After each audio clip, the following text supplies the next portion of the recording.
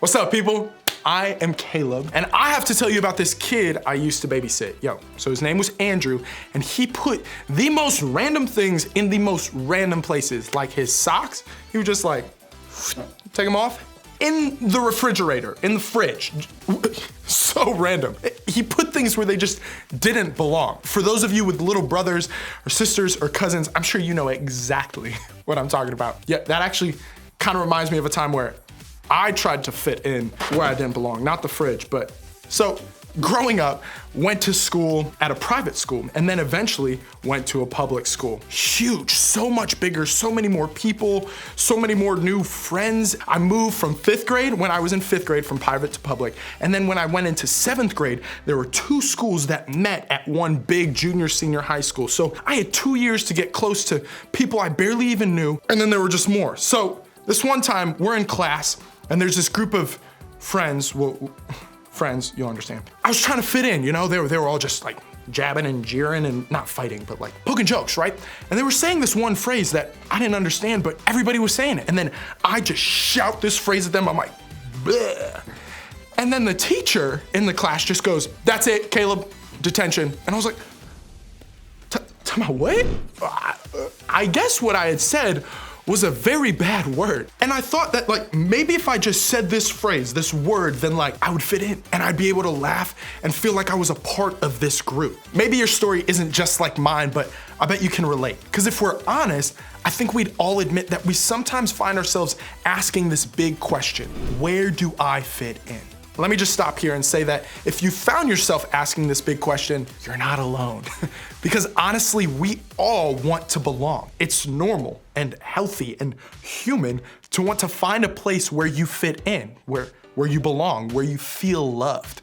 Maybe you have a new step parent or a new foster family. Maybe you moved somewhere new or had a friend leave your school. Maybe you're even new here at church, or you barely know anyone in your small group. Those kinds of things have a way of making us feel like we suddenly just don't belong. And that's really, really hard, because the truth is we all need to belong somewhere. We all want to feel like we have a place where we just fit in. Being able to walk into the lunchroom and have a group to sit with. Finding friends who have the same sense of humor that we do. My friends would have thought that was funny. Seeing people like what we post on social media. Being on a sports team that supports us on and off the field. Feeling like our family is happy to see us when we come in the door after school. Having friends who we play video games with after school or on the weekends. Being able to give advice or help out a younger sibling when they need it. Having a small group here at church who supports and encourages us. All of that stuff makes us feel like we belong. It makes us feel like we fit in, and that is a pretty good feeling. But the thing about that feeling is that it doesn't always seem to last. You might feel like you belong one day and then don't the next. Where you fit seems to change on a regular basis. You get in a fight with a friend and you suddenly don't have anyone to hang out with after school. You don't fit in with your friends anymore. You give up a goal in the soccer game and now it feels like the whole team is mad at you. Do you still belong on the team? Your parent puts rules on your screen time. It's annoying, I get it. And you can't reply to any of your friends on social media. Are you gonna get left out? Your dad gets remarried and you've got a new step sibling. Where do you fit in this new family? See what I mean? I think the reason we've got big questions about where we fit in is because it feels like where we fit in is always changing. And that can make us feel like maybe we need to do some changing ourselves if we wanna still belong. Maybe you start acting differently, or changing the way you dress, or using language you don't normally use. Or texting things you wouldn't want your parents or your teacher to see, or posting different kinds of pictures on social media just to belong. We all have. It's like we're saying, the real me isn't fitting in right now, so this is the new me that I think will belong. But the thing is, that isn't the real you. Like, at the end of the day, we all want the real versions of ourselves to be the ones that people love and accept and know. We want to belong as we really are. But if we're honest, we'd probably say we're afraid that will never really happen. And that leaves us asking this big question again, where do I fit in? And when it comes to our biggest questions, we need better answers. So today, we're gonna look at a historical record found in the second part of the Bible in a book called Acts that I think can help us answer this big question. What's cool about Acts is that it was the very beginning of the early church's story. It highlights some of the heroes of the Christian faith who followed Jesus' teaching and made it their mission to share it with the world. And one of those people was a guy named Paul. When Paul started following Jesus, everything in his life changed. Because of that, he wanted everyone to know about everything Jesus did for him. So Paul traveled to new places to tell new people about Jesus. But there was a problem. All of the original followers of Jesus were Jewish. That means they were raised going to the temple and hearing stories about how God would send someone to save their people. And when Jesus showed up, they realized he was the one they'd been waiting for. But when these Jewish followers started traveling and sharing the message of Jesus with others, they ran into a group of people called the Gentiles. Now, the Gentiles were not Jewish. They were people who had all sorts of views about God and ways of worshiping other gods. They weren't believed to be in the group of people God promised to save through Jesus. And because of that, some Jewish leaders thought this message of Jesus wasn't even for the Gentiles. If they were starting a movement of faith, the Gentiles didn't belong in it. And that brings us back to Paul, our early Christian superhero. This guy was legit.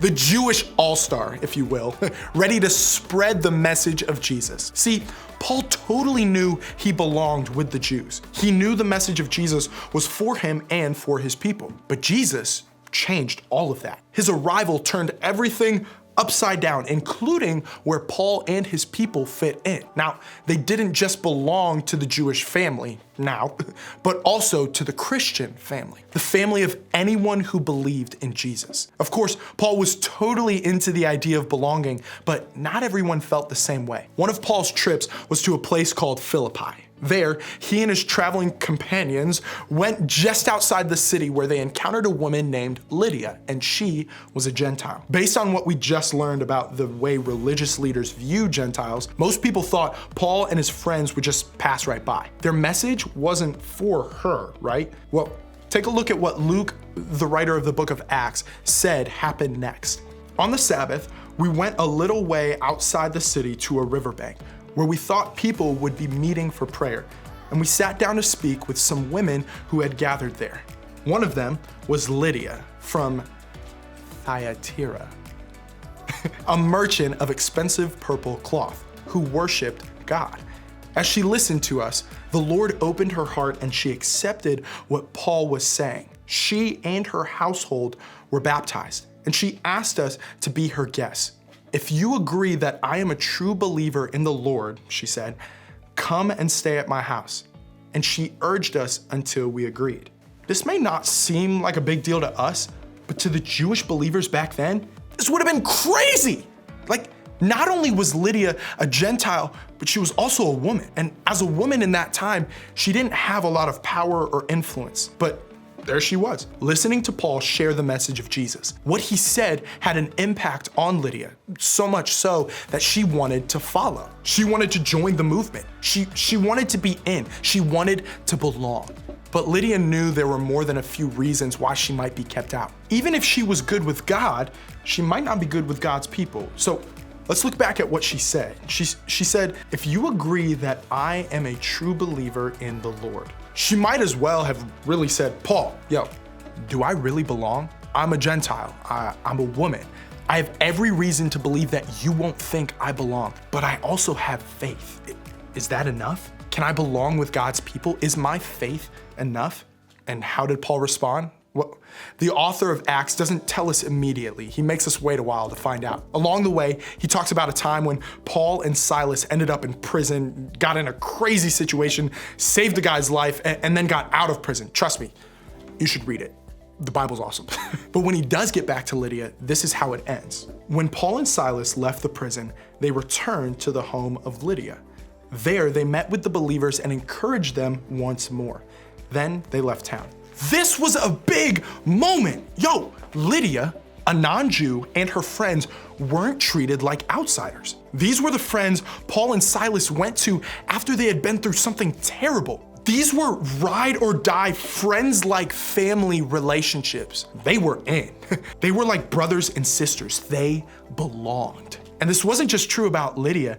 It was true about all the people just like Lydia. It's true about everyone who wants to follow Jesus, even today. We know this not just because of this moment with Lydia, but because we read about it throughout other letters in the Bible. Paul actually sent a letter to Lydia's church in Philippi talking about how much the faith of Lydia's church encouraged him. And in another letter, we read something Paul said later to a church in Galatia. He wrote, "So in Christ Jesus, you are all children of God through faith. For all of you who were baptized into Christ have clothed yourselves with Christ. There is neither Jew nor Gentile, neither slave nor free, nor is there male and female. For you are all one in Christ Jesus." Over and over, Paul used this phrase in his letter: there is neither. In other words, those categories that made some people feel like they belonged and some people feel like they didn't belong simply didn't exist anymore. And the things that make you think you don't belong, they don't exist anymore because of Jesus. And guys, knowing Jesus changes everything. With God's people, you belong. That was Paul's message then, and that is the message of the church now. Everyone matters. Everyone is welcome. Everyone belongs. That community was the early church, and it's the same group of people we're all invited into today. Paul's declaration to them is the same one we all receive today. You belong here. You don't have to do anything or be anything. No matter where you're from or what you've done or what you might do later on or what things have changed in your life, you have a place here. Whether you feel sure about following Jesus or you're just trying to figure it out, it doesn't matter. You belong. You belong here. And maybe you feel that you don't really belong with God or God's people because you aren't good enough, because you aren't from a religious family, or because of the things you've done. Maybe you think you don't belong here because you don't know if what you believe about all this God stuff is even true. Maybe you feel like you've made too many mistakes to ever be accepted. Well, if you leave knowing one thing today, please let it be this: you belong here. You have a place with God and with other people who follow God. You belong here. So, as we struggle with the big question of where we fit in, remember that truth, and then commit to trying something this week. First, take a step towards being more yourself. You don't have to do all the right things, say all the right things, or act a certain way to belong. You can be a part of this Jesus-following community just as you are. Be you. Our goal is for you to feel welcome here by just being your unique self. What does being more of yourself look like? Well, it could be opening up to a friend in your group or to your group leader. It could be asking the questions you've been afraid to ask. It could be sharing what you really think instead of what you think you should say. We want to be a church filled with all kinds of people, and that means we need you to be you. Second, take a step towards someone else.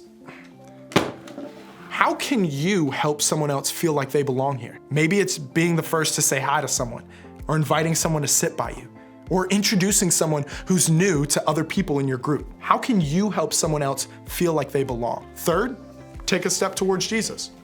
I have no more shoes. Take a step towards Jesus. The woman we heard about today, she didn't start by knowing all the right answers or by doing anything to fit in. She just said yes to following Jesus. She took a step towards him. That's all she had to do to recognize that she belonged with him. So I want you to try to do the same. Maybe for you, it's praying for the first time, or reading the Bible, or asking your group leader to talk about this stuff with you. Maybe it's just deciding to keep showing up here, even when you're not sure how you fit in. Whatever it is, commit to just one step in the direction of the God who loves you and has a place for you to belong. Like I mentioned earlier in my very emotional story, I ended up getting detention. I ended up having a lovely conversation with my parents, in which, honestly, it was kind of lovely, in which I realized, Caleb, they basically said, Caleb, you don't have to do all this, man. You don't have to say this certain thing to fit in. Caleb, you're good enough. Man, it didn't click too well then, but it does now, that even at church, I had an amazing group of friends that I didn't need to put on for. I didn't need to say that certain word or certain phrase to fit in. And it made me think, what if this was a place where everyone could know that they belong? In fact, That's exactly why we have groups here. We want every person who walks in this room to have a group of people where they feel like they belong. It's our hope that every person in every group feels like they can show up and be themselves and ask real questions about this whole faith thing and just encourage the other people in their group to do the same. We want each person to feel like they belong and help others feel that way too. Time out. Can you imagine what could happen if all of our groups or our entire church lived as if this is true? What if we were known for being a place where every one of you could be loved and accepted just as you are? I don't know about you, but I think that could make not just your church, but your whole community a better place.